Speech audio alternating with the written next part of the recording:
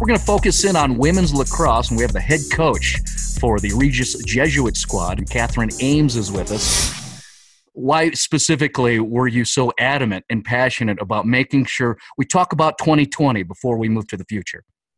Well, I think it's important to recognize the value that these players have brought to their teams and to their field.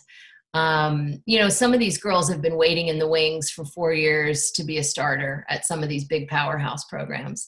Other players have started and contributed all 4 years. And many of them are captains this year. And, this is what they look forward to, is that senior year, that year that they're really leading the pack. And that's tough to let go of. And I think we still really need to honor these girls and the contributions that they've made.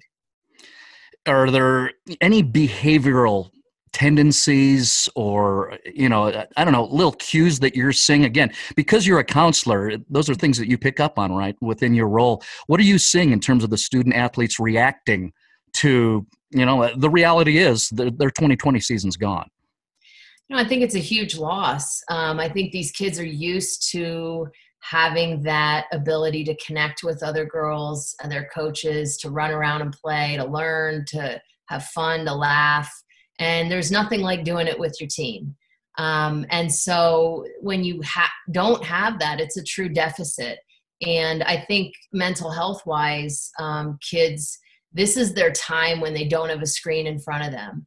And when you take that away, sure, many of them are still exercising and hopefully getting outside, but it's just not the same. It's not the same as when you're with your team.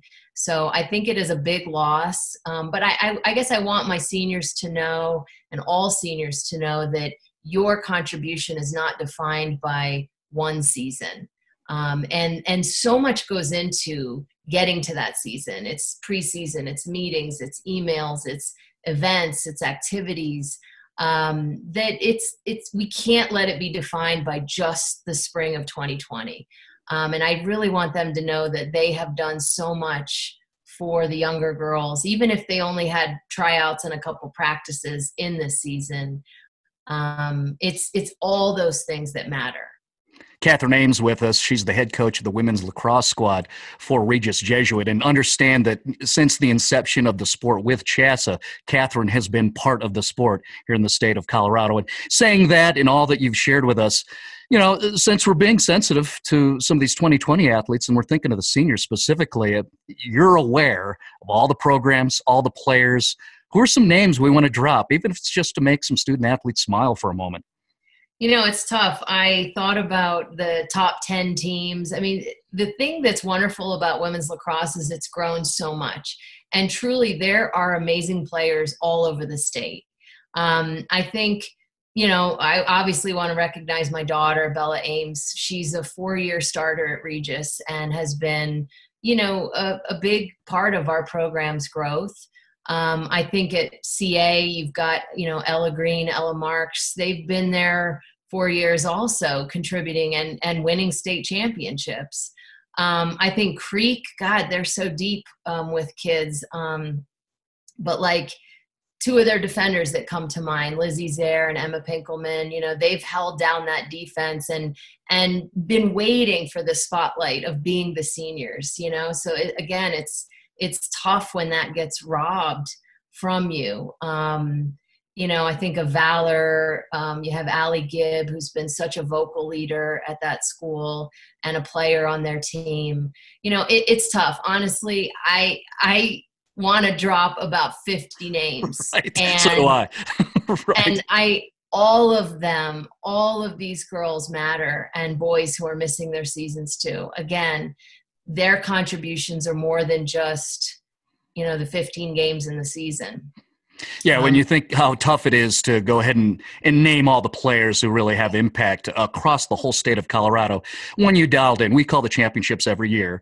And, I think of Cherry Creek, as I researched my notes, Bailey Zur, the head coach there, was about to return everybody along the attack line, and then the middies, they'd have to redo the defense. So they were poised to maybe take another crack at CA. Of course, Colorado Academy, working half the decade with championships all successively in a row. They were returning a lot of good players. And then I think about the programs.